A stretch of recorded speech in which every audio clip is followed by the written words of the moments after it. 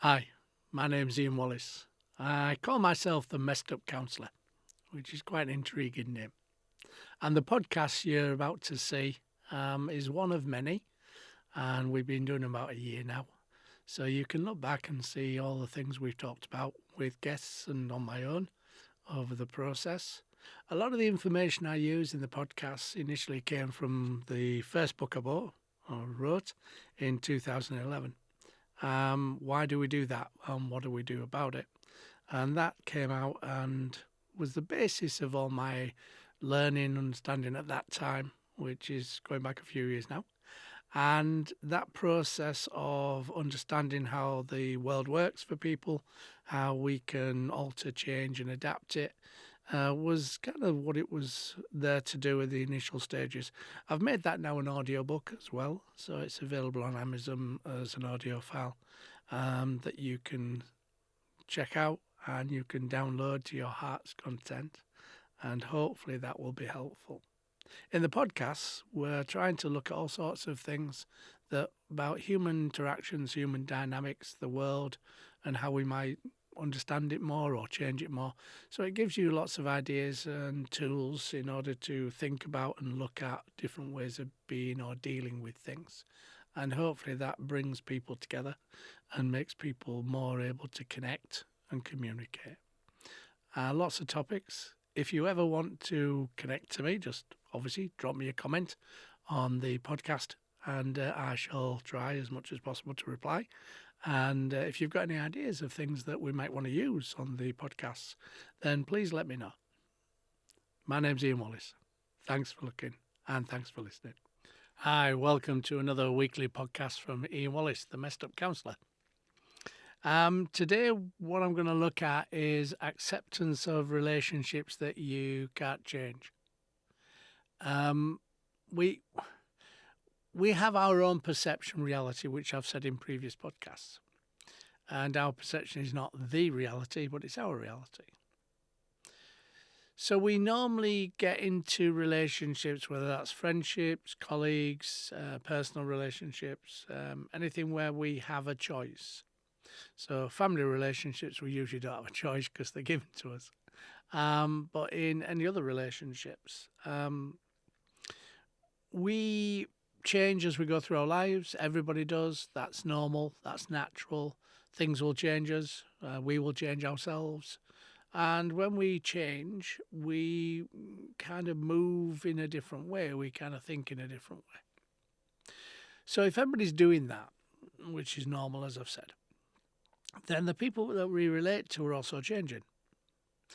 Now, in those changes, that process of life sometimes means that they either change in a way that we can't find tolerable, they may change in a way that we don't understand, or we don't want to understand. So the changes might be something that creates a division with us. Now, for some people, we hold on to relationships, and when we hold on to relationships, the other person doesn't stop changing. They are going to change no matter what. But our needs from that relationship are no longer the same as they were. So to give you an example of that, when we go through a process of training as counsellors, we start looking at all sorts of different situations, scenarios, interrelated processes, why people are the way they do. We are told and trained to be not judgmental, we accept, and we don't impact our views on those people that we're working with. We accept. So then in our personal lives, we then become more tolerant, but we become more tolerant in things that we are taught to be ethical and respectful. So if somebody we have connected with for years had a way of looking at the world or talking about the world which was seemingly disrespectful for us now after we've been doing the training, then that might cause issues between the two of us, because we can't sit there and hear this, see this, without necessarily having some interactive process, either in our heads as an idea or a thought, or in actions about, maybe saying, well, actually, no, that's not a good idea to say that because these people might be this, that, or the other. So that relationship that we had previously to our training might come under some kind of duress because their ideas haven't changed, our ideas have changed. And we may not be able to be around them, be part of their world, be understanding of their world, and we might kind of feel uncomfortable with their world. So we would have to make a choice and decision. Usually that is over a period of time. It's not usually one event. It's usually a build-up process. And we may not say things initially. We may then have more negative thoughts about them. And eventually they would come to some kind of realization, or we would, that we can't be with them anymore. In that loss of control, in a sense, because we're in control of the decision of not being with them, but we're not in control of their world, their life, and we are able to change them, to understand our world, our life even, you know. So we have to remove ourselves, we have to detach, we have to bring to some kind of closure that relationship, which, as I say, is never easy, because sometimes these relationships have been going on for a long period of time. But in order for us to be us, we can't be around them anymore.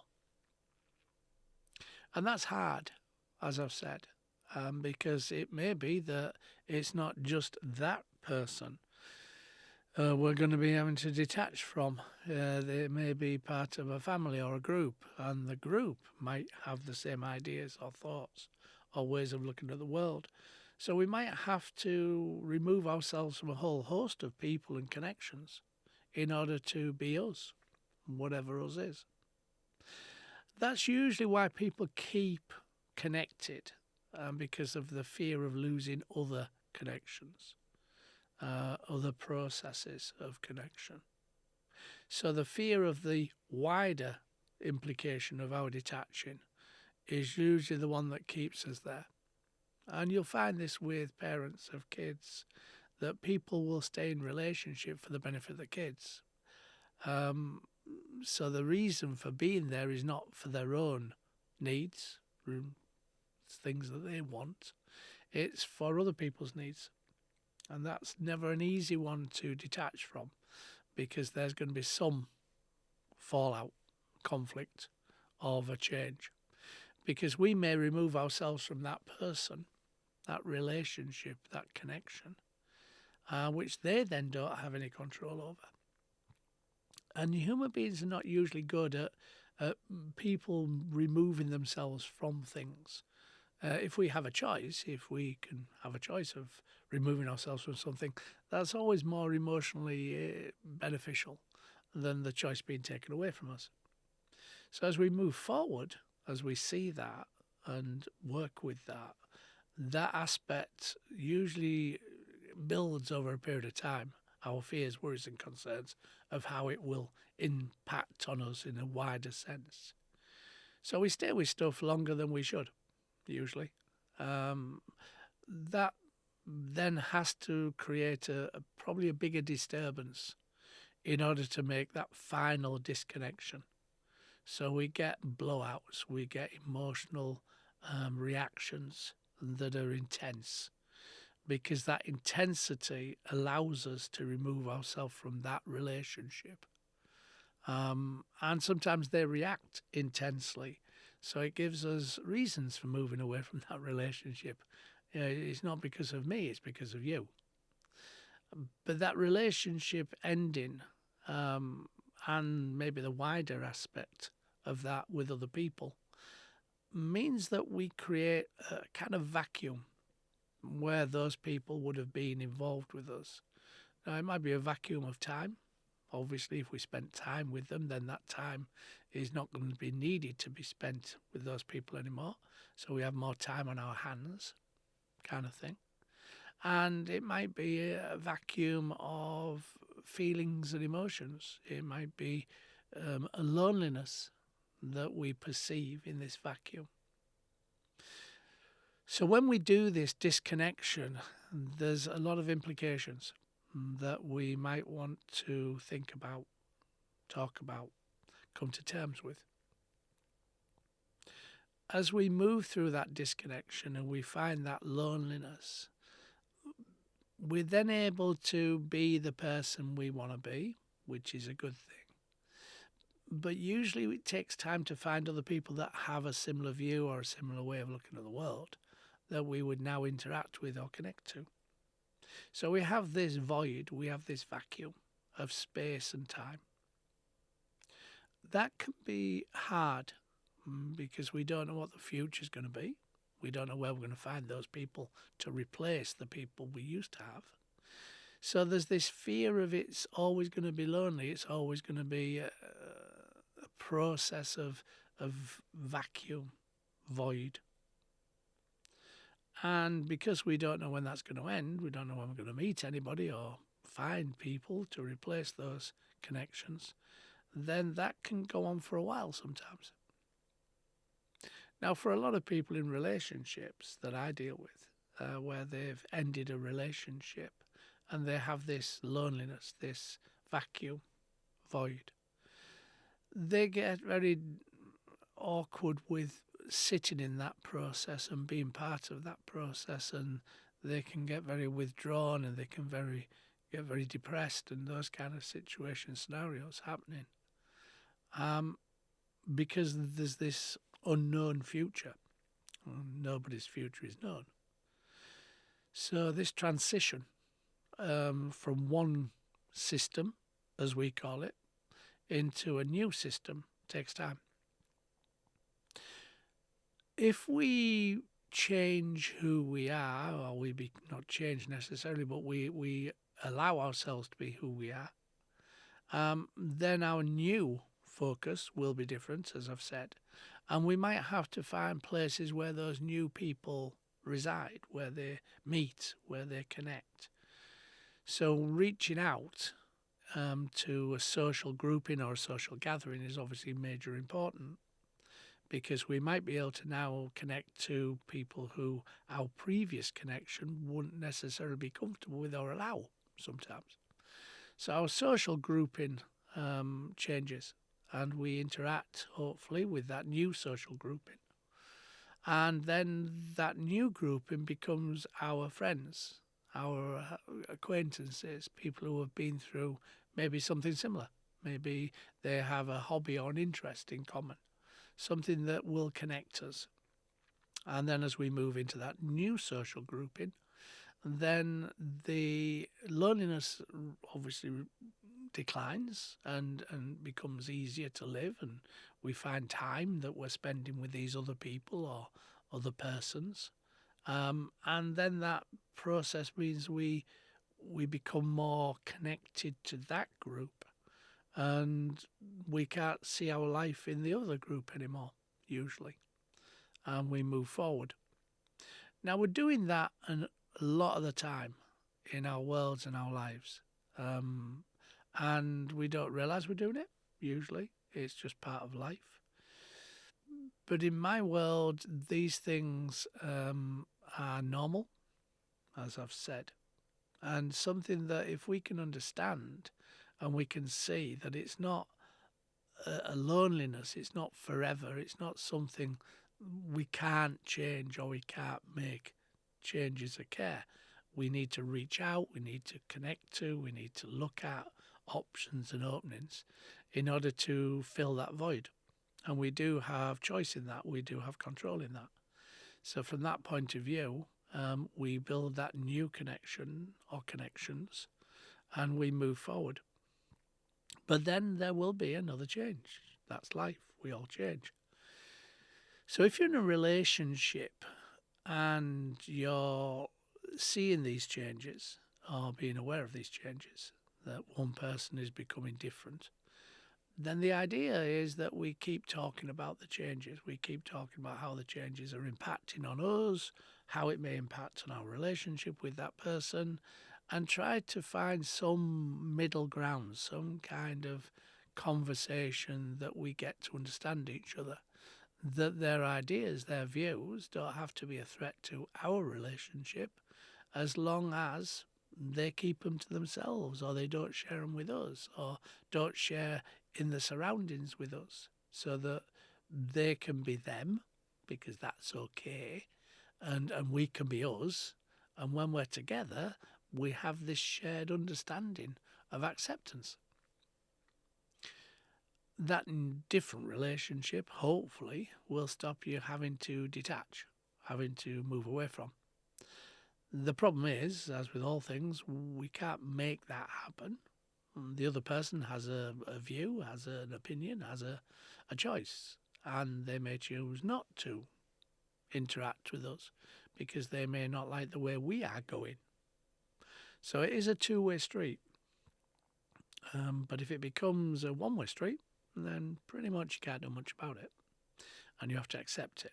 And maybe then you still have to detach, remove yourself from that group or that person.